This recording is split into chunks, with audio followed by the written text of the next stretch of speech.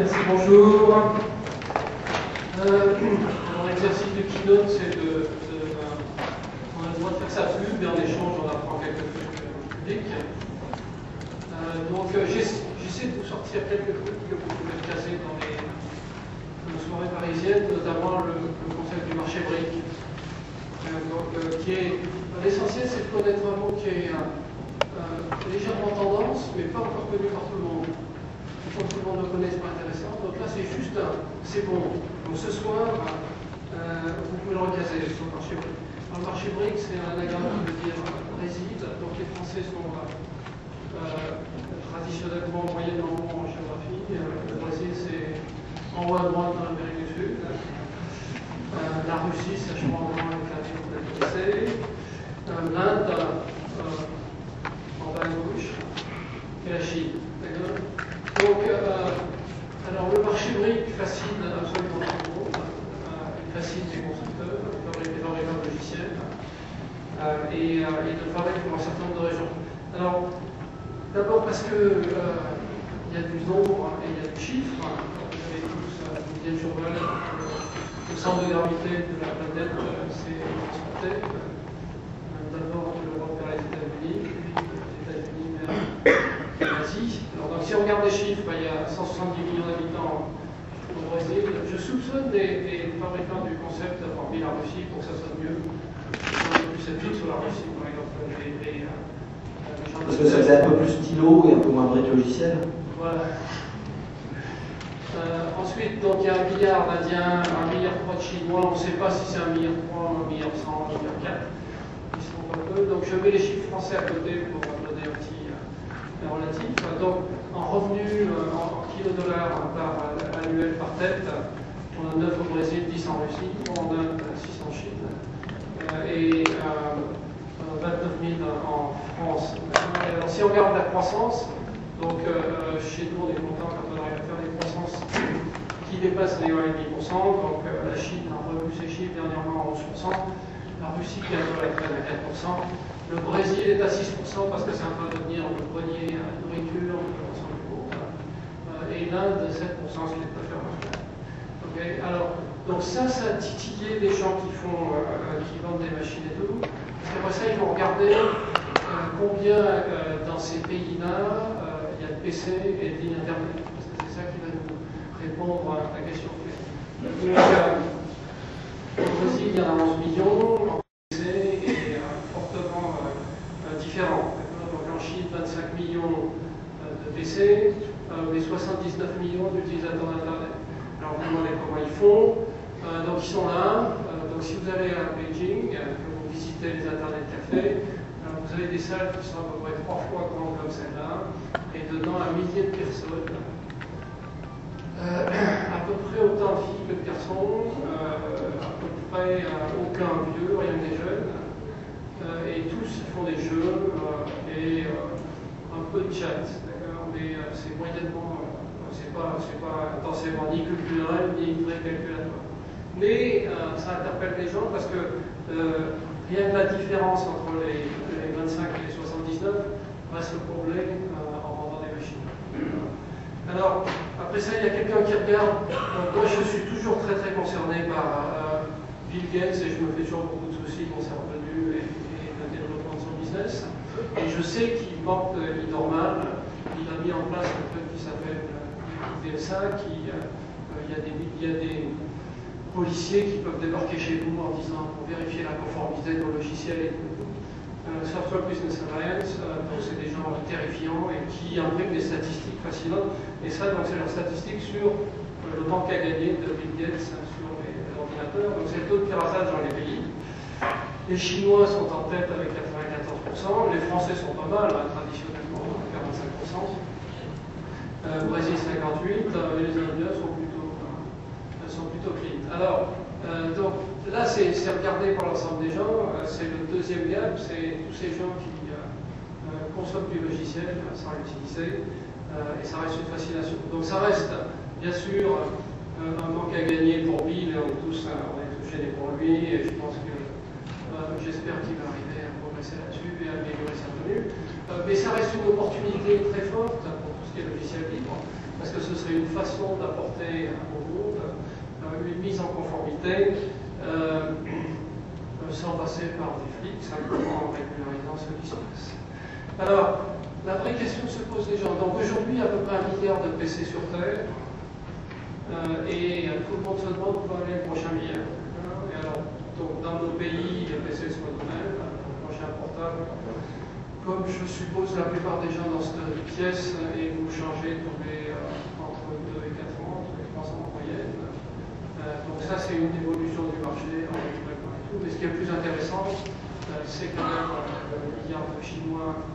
Donc il y a 300 millions de nouveaux riches en Chine, qui sont en train éventuellement de s'équiper. Ils ont déjà acheté des téléphones portables. Le prochain achat, c'est le PC. Donc c'est clair que le marché va se déplacer vers là-bas, et c'est là que le logiciel libre devra avoir du fond après. Alors pourquoi est-ce qu'il faut Linux là-dessus? Donc il y a tout un tas de raisons. Alors la première, c'est la langue. Donc sur Terre, donc les études varient. Il y a entre 3000 et 7000 langues parlées, écrites différentes. Ça veut dire qu'il y a 2 genres en gros, il y a une grammaire, il y a une structure, c'est utilisé. Entre 3 et 7000. Donc c'est des espèces en voie de disparition. Très probablement, on conjecture qu'à la fin du siècle, il y en aura 50% qui auront disparu. Ça va laisser paquet encore, mais c'est assez important. Donc Windows là-dedans est disponible dans 25 de ces langues. Android Linux, c'est mon flash pub, est disponible dans 75 langues. Alors, il n'est pas disponible dans 75 langues parce qu'on investit plus que Microsoft, il n'y a aucun rapport entre les deux. Il est disponible dans 75 langues parce qu'il y a une communauté de traducteurs, à peu près 120 personnes dans le monde, qui passent une partie importante de leur temps à traduire la mandarine. D'accord, pas la rédaction, la mandarine. Alors, pourquoi ils font ça? Donc, je peux prendre un exemple. En Ukraine, on a une dame qui a un pseudo qui est Alice Lafox, je sais absolument pas pourquoi, qui depuis 5 ans traduit la mandarine en russe. Et elle s'est créé un business dans son pays parce qu'elle est connue comme étant celle comme ça.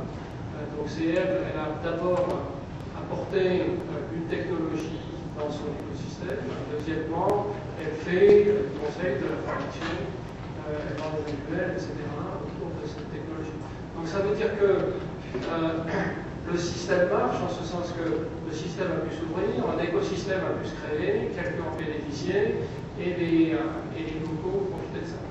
Donc le seul mécanisme qui peut permettre de satisfaire un nombre de langage suffisant, même avec les milliards et milliards de Microsoft, c'est celui-là. En plus, chez Microsoft, on regarde précisément la langue et combien de divisions, et puis on traduit pas si ça marche pas. Donc, c'est une première raison. La deuxième raison, c'est politique. Donc, il se trouve que le marché émergent est très politisé, et il y a eu dans un certain nombre de pays des initiatives politiques pour favoriser l'adoption du logiciel libre. Alors avec derrière un certain nombre d'arrière-pensées précises. Une première arrière-pensée précise, c'est cette histoire de mise en conformité. Tout le monde sait qu'un jour, si 95% d'un pays pirate, on va faire quelque chose. De même qu'ils sont obligés de faire quelque chose pour les fausses Rolex et les faux Vuitton, quelque part, il faudra faire quelque chose pour les logiciels piratés, et ça, c'est une solution. La deuxième, c'est que c'est une possibilité pour ces pays de revenir dans le jeu, sachant que aujourd'hui, l'industrie dans laquelle on vit est largement dominée dans les États-Unis, il y a une nouvelle possibilité de s'approprier une partie de la technologie. Alors il y a quelques exemples, je vous ai cité. Donc au Brésil, il y a une opération qui s'appelle PC Conectado, qui a été restructurée en quelque chose qui s'appelle PC para Todos, et qui est un mécanisme par lequel on peut apporter les gens bancaires, des PC à partout, et les utiliser directement. Alors là, j'anticipe un peu, c'est un mécanisme qui ne coûte pas un rond à l'État brésilien, et qui est uniquement des incitations fiscales mises en place. En Malaisie, il y a un mouvement très clair, il y a un organisme central, un centre de compétences qui a été mis en place, avec un budget raisonnable à l'échelle du pays. Derrière, il y a un certain nombre de gens qui s'occupent de l'informatisation de l'ensemble de la machine de l'État. Vietnam, même chose, un centre de compétences a été mis en place. Un budget que vous trouveriez ridicule, mais qui à l'échelle du Vietnam est important. Au Venezuela, pardon, Hugo Chavez a fait des annonces sur un plan d'un million de PC dans le monde. Alors, quand je fais des exposés, je présente toujours la photo d'un homme célèbre. Alors, en général, c'est Bill Gates, on m'a reproché toujours mon trait, donc j'essaie de varier un petit peu. Et donc, un homme que nous connaissons tous. Alors, le problème des promesses des politiques, c'est qu'elles n'engagent que ceux qui les écoutent. Il y a une relation impossible entre l'individu et la citation. Le bénéfice de l'open source, c'est que ça permet aux politiques de faire des annonces sans dépenser un rond. Et je suis même étonné que Jacques Chirac n'ait pas encore pu sauter sur l'occasion, parce que c'est une opportunité extraordinaire. Alors, donc, toutes les choses qui sont là, finalement, sont des initiatives dans lesquelles on ne dépense pas. Parce que quand le politique commence à essayer de comprendre ce que c'est que du logiciel open source, le premier truc qu'il retient, c'est que c'est gratuit. Waouh, super. Donc on peut en donner plein. Alors, c'est ce qui se fait. Il y a très souvent une grande distance entre les déclarations des politiques et ce qui se passe sur le terrain concrètement, économiquement. Donc, chaque fois qu'il y a une annonce, par exemple au Brésil, on est très présent au Brésil, chaque fois qu'il y a une annonce au Brésil d'un nouveau programme, je reçois 15 mails de mes administrateurs en me disant « J'espère qu'on en fait partie, il faut se mobiliser là-dessus, etc. Et en général, je leur explique qu'il ne se passe rien, les gars. Il y a juste une annonce et derrière, ça reste. En revanche, ça permet quand même de mobiliser les gens, de sensibiliser le marché, et d'aider un petit peu. Après ça, il y a le cas chinois, qu'il faut bien comprendre, parce que c'est un marché stratégique, c'est le marché qui intéresse tout le monde. Alors la Chine a rejoint l'OMC, l'Organisation mondiale du commerce. En promettant de rejoindre l'OMC, ils ont dit qu'ils feraient un certain nombre de choses qui viendront un peu plus clean sur un certain nombre de domaines, pas sur les droits de l'homme. Mais en tout cas, ils ont dit on ne va plus faire des Rolex ni des faux sacs Vuitton, et puis on fera quelque chose pour la conformité du logiciel.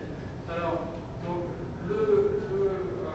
Pékin moyen, si je peux me permettre, qui pirate Linux, qui pirate Windows dans sa maison, celui-là va continuer à le faire, et ça va changer. En revanche, le ministère de l'Industrie, le ministère de la Santé en Chine, la municipalité de Pékin, etc., eux ne peuvent plus continuer à dire on fait partie de l'OMC et avoir des centaines de milliers de fonctionnaires qui utilisent du logiciel piraté. Donc ils ont mis en place un programme qui est sur 3 ans, qui doit être de mise en conformité de l'État, des provinces et des villes. Donc là, ils ont deux solutions. Soit ils prennent l'ensemble de leur logiciel et ils font un chèque, je ne sais pas, est-ce que c'est $1 milliard de dollars à Bill Gates, ou est-ce que c'est 500 millions, on dirait, je ne sais pas. L'autre alternative, c'est de passer à l'équipe. Ils font certainement mieux au niveau, ils vont faire un peine à la chaque des deux. Alors pour faire ça, ils ont mobilisé, il y a deux ministères essentiels, qui est Ministry of Science and Technology et l'autre qui est Ministry of Information, je ne sais pas, qui sont les deux bras armés de tout ce qui est informatisation en Chine, qui se sont mobilisés et qui ont dit il faut qu'on s'accapare Linux. Alors, ils ont créé un certain nombre de sociétés. Donc ça, c'est Chris Zhao, qui est le président de Red Flag, qui est la boîte qui mène le marché en Chine et qui est celle qui a réussi le mieux aujourd'hui. Alors, ils ont créé Red Flag, un très beau, ça prouve qu'ils ont un grand sens du marketing, d'avoir choisi un nom comme ça. Donc Red Flag s'est mis en route. Après ça, un seul est allé voir Red Flag et leur a dit on va faire un grand coup avec vous, on vous apporte notre Java Desktop et vous en vendez 1 milliard de copies et on sera tous heureux. Donc Red Flag s'est fait tirer l'oreille, ils ont dit oui, on va voir, on va discuter. Donc le boss est revenu là-dessus, il a dit comment, ça nous fait des propositions extraordinaires, vous ne voulez pas. Donc ils ont dit non, on va créer un deuxième. Donc si on crée une deuxième boîte, ça s'appelle CS2C, là qui a un nom à coucher dehors, et qui a pris le Dixon et qui après ça, à ma connaissance, c'est quand même pas arrêté à avoir une copie. Et puis ils en ont créé une troisième pour jouer un peu plus. À côté de ça, vu que c'est la Chine, c'est un pays compliqué, il y a 3 autres sociétés qui sont issues du marché, entre guillemets, ça veut dire que c'est possédé par des gens de l'habitat. Donc il y a TIS, Extim et Sunone. Alors, quand on regarde ça, c'est assez intéressant parce que les gens qui font vraiment du Linux et qui en vendent, c'est les boîtes étatiques. Alors que les autres, à mon avis, bidouillent du service, ils ne font pas grand-chose. Alors, il y a aussi une co-entreprise japonaise avec un local qui s'appelle Finch. Alors, quelques points sur nos expériences concrètes. Donc là, je rentre dans ma pub personnelle. Donc, on est présent au Brésil, on a 60 personnes là-bas. On a racheté une entreprise qui s'appelle Connectiva, qui est un des éditeurs historiques de Linux, qui est probablement ce qui avait les plus belles références en termes de Linux en termes de déploiement. Par exemple, 16 000 postes de travail déployés dans les écoles publiques de São Paulo, qui avait une équipe d'excellent niveau. On travaille là-bas à 95% pour du privé. Donc ça revient au discours sur les politiques. Lula fait beaucoup d'annonces, et moi je suis toujours avec lui, je suis super sympathique. En revanche, nos amis brésiliens sont plus sceptiques sur la capacité à réellement promouvoir les logiciels. Donc il y a une croissance du marché, et il y a un vrai développement sur des vrais clients qui déploient la technologie. On a signé un accord avec HP, qui est un accord global, ça veut dire qu'ils vendent des machines avec du demandement pour installer dessus. Donc l'accord est quasi exclusif sur l'ensemble de l'Amérique latine. Et HP nous dit que l'Amérique latine représente 37 pays, et tous les gens que je rencontre me disent qu'il y en a 21. Donc je vous renvoie à HP pour voir les listes. Donc avec eux, on a un processus de certification du matériel logiciel. On offre du support conjointement aux acheteurs de ces machines. Et on a des opérations de marketing. Donc on a une première opération qui est dans le Brésil. On va en avoir une en Argentine et une au Mexique. Avec ces trois pays, vous couvrez à peu près 80% de l'ensemble de l'économie de l'Amérique latine. Donc en Inde, on a travaillé avec un organisme qui s'appelle le NICSI, National Informatic Services Incorporated. Donc c'est le bras armé du gouvernement fédéral indien pour le déploiement des ressources informatiques.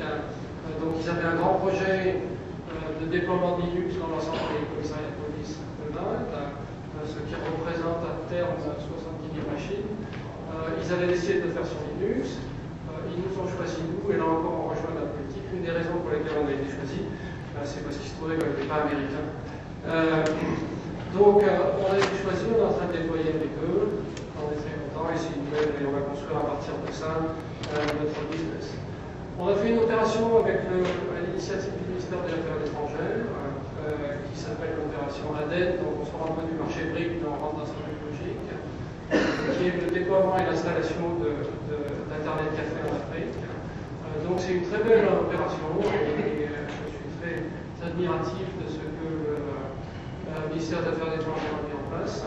Donc aujourd'hui, ils ont déjà déployé une dizaine d'Internet Café. Donc il s'agit de créer des centres qui sont chaque fois staffés par personne, dans laquelle il y a 5 et 10 machines, et qui apportent des ressources à des informations et l'accès au net et au réseau. Donc là aujourd'hui, on a fait avec eux le pack qui est porté sur l'ensemble des machines et qui fonctionne sur Andriva, et on essaie de créer un écosystème pour permettre à ces gens de partager du contenu et à développer ensemble ce processus. On a un accord avec Intel. Donc Intel est très focalisé Linux, c'est-à-dire qu'on comprend l'importance du marché Linux. Il le rattache immédiatement dans le marché BRIC. On considère qu'une partie importante, c'est ces marchés émergents. Ils ont mis en place une division qui s'appelle CSO, qui est focalisée sur Linux et le poste de travail. Et ils travaillent avec l'hypothèse qu'à la fin de la décennie, donc 2010, 10% des cartonnaires que Intel devrait produire pour le desktop seraient sous Linux. Aujourd'hui, on est à 3-4%, ça veut dire qu'il y a un bon moment. Donc on travaille avec eux en amont et en aval. En amont pour certifier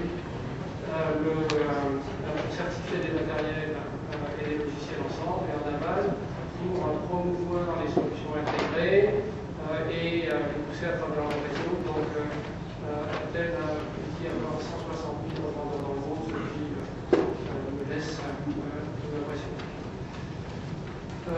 Je conclue avant que Jean passe à la suite. Vous êtes même en avance, François. Donc, c'est un marché en forte croissance qui représente un potentiel fabuleux, qui fait rêver tout le monde.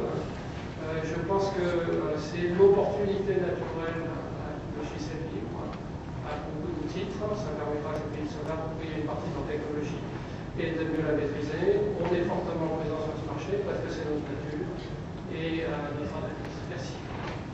Merci.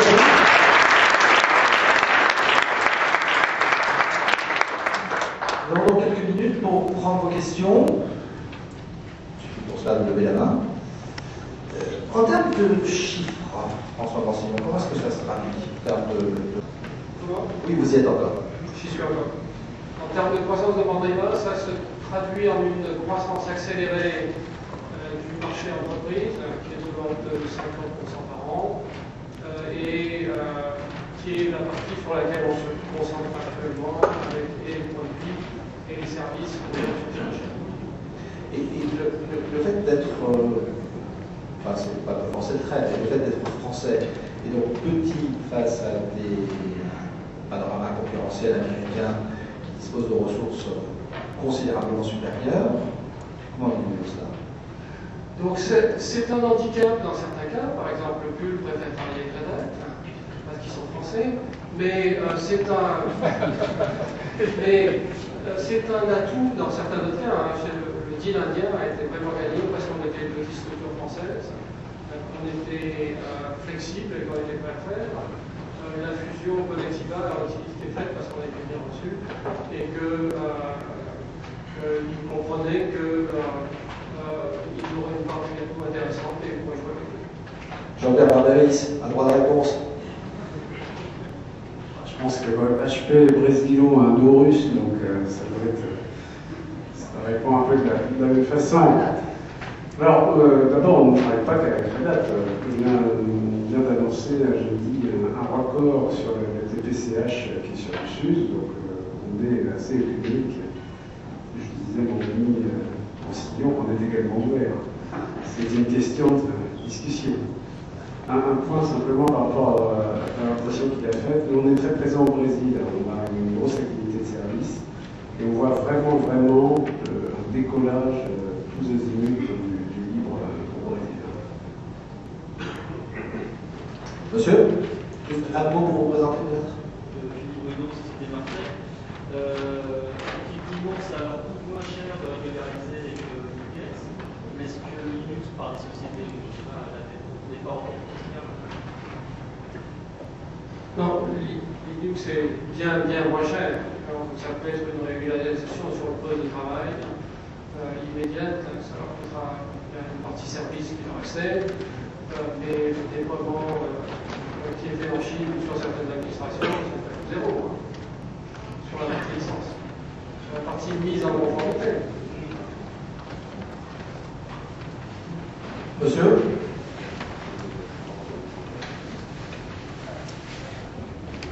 Bonjour. Un peu plus près du micro, je vous prie. Juste un mot pour vous présenter peut-être. Oui, Cadet. Monsieur Cadet. Je considère que le principal point négatif de Linux, c'est qu'il est développé en anglais par la communauté. Ce qui veut dire que, par exemple, un chef de projet ou, par exemple, un scientifique, pour atteindre la communauté internationale, devra obligatoirement apprendre l'anglais. Donc, ce qui veut dire que... Donc, c'est hyper simple, le monde doit apprendre l'anglais. Oui, non, mais c'est quelque chose. c'est devenu une obligation par défaut. Ce qui veut dire que, par exemple, des chasseurs de tête américains, par exemple, peuvent plus facilement démarcher des scientifiques, des chefs de projet de développement de logiciels Linux pour les intégrer ensuite dans leur société. Donc, une suite de cerveau européen vers les États-Unis. Oui, c'est. Quand vous et moi étions petits, il nous fallait apprendre à lire, écrire et compter. Et puis maintenant, les enfants apprennent à lire, écrire et compter. parler anglais et à s'entrer sur Internet. Merci, monsieur. Une dernière chose, je voulais simplement dire que pour limiter en quelque sorte cette fuite de cerveau vers des grosses sociétés, il faudrait par exemple développer des sites de gestion de bugs pour les logiciels Linux, traduits par exemple dans des langues agglutilantes telles que le chinois, le japonais, l'espéranto et le français dans la langue nationale du développement. C'est précisément ce que fait la communauté, votre traductrice russe. Oui, par exemple, absolument. Voilà. Monsieur. Moi, je voulais et ce sera la dernière question, je suis désolé. savoir pourquoi l'action Mandriva a une croissance qui est moindre que l'action Red Hat. Excellente question. Simplement un mot pour vous présenter, vous êtes monsieur Patrick Joly, Patrick je Joly. suis membre de Mandriva. Je peux rien commenter sur le tour d'action. D'accord. Oh, quelle triste conclusion. Attendez, Red Hat est une très belle société qui a un très bon parcours. On est une société différente qui vit des choses différentes et plus compliquées dans un terrain plus difficile. On va quand même souhaiter que les actionnaires de Mandriva continuent à vous soutenir. Merci à tous.